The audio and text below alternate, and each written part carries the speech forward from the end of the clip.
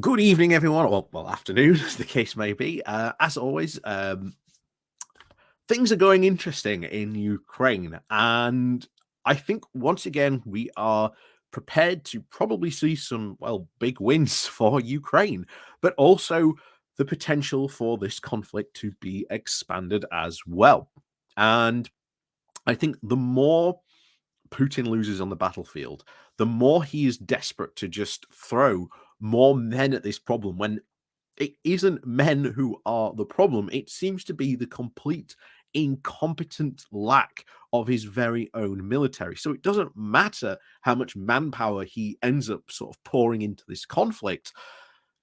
The fact is, if you can't command those men competently and get them to act in a competent manner or way or keep them motivated or acting in a fight, then effectively you are just putting guns into the hands of people and just telling them to run at that hill there, essentially. And this just seems to be the complete incompetence of currently the Russian army. And this seems to be exemplified by what we are seeing. Indeed, some of the biggest gains and the attacks performed by sort of Russia were not actually by the Russian army, they were by the Wagner group. And even they are losing men at such a scale that they are now having to run adverts to, come join our group.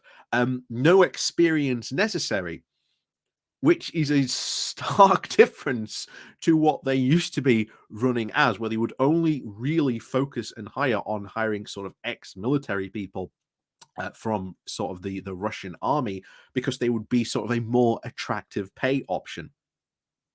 And now that they are losing troops, they themselves are in a very bad problem. However, that's just sort of one more aspect into this bizarre way that Russia is sort of conducting this war. But we're going to go into sort of other things that have happened very recently and talk about how these might affect and how this might play out in the sort of war as a whole. So, as always, before we go diving into sort of the live map to have a look at these things, please do remember to hit that like, share, and subscribe button. And of course, down below, there are links to my Patreon page and a one-off donation link called Buy Me a Coffee, where you can, buy me coffee. And as always, thank you very much to all those people who do help and support the channel that way. So, over we go today to the live map. Now, before we get into the bridge, should we say, Putin's bridge, as it's being dubbed, the one of the other, shall we say, land link to Crimea, we've got to talk about what it could potentially happen over here. Because Putin has been under immense pressure over here in the east, but Putin's closest ally in Belarus didn't join in. But we have been seeing throughout the war missiles and artillery, even early on in the war, if you may remember, attacks coming by Russian troops from Belarus in towards Kiev. But Belarus did not join in, partly because the situation in Belarus is very, very volatile. The Belarusian people do not want to go to war just as much as the Russian people seem to not want to go to war either against Ukraine. And we are seeing that in sort of the massive waves that are desperately trying to escape Russia from conscription. But if this does happen, you've got a very, very long line at which they could open. And will this be Belarusian troops? Will it be a mixture of Belarusian and Russian troops? We don't know.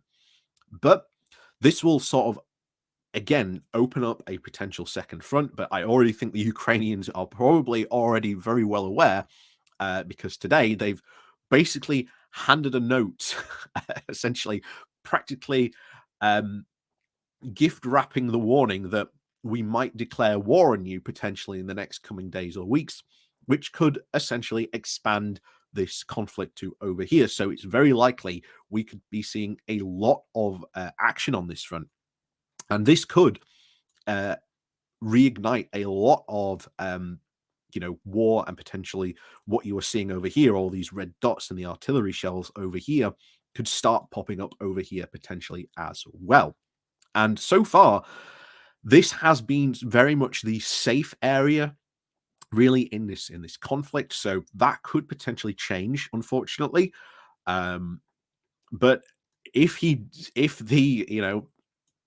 seriously does decide to push Belarus into this could really destabilize this country and potentially even take out his own ally. Remember, Russia has not been scared to send Russian troops into Belarus to try and sort of prop up the dictator there.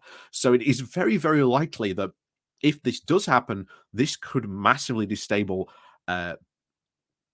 Belarus and could certainly cause even more problems in this region. But of course, the big news we've seen really in the past 24 hours is, of course, this.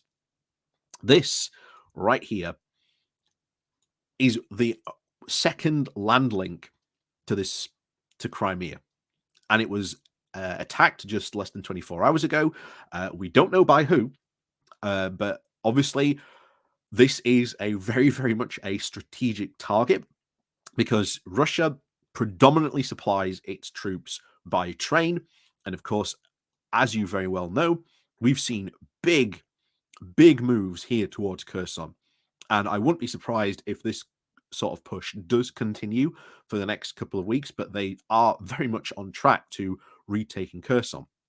And one of the things that they have been doing, which we've seen quite frequently, is that we have seen the Ukrainians attacking the bridges along this river, because this is one river where it's not fordable unless you have proper sort of bridges built. So you've got, when it loads up, you've got one proper bridge here, but that's been blown to smithereens. And very much all the other crossings have been, attacked and almost brought to a complete standstill. But one of the big things, of course, is the dam here.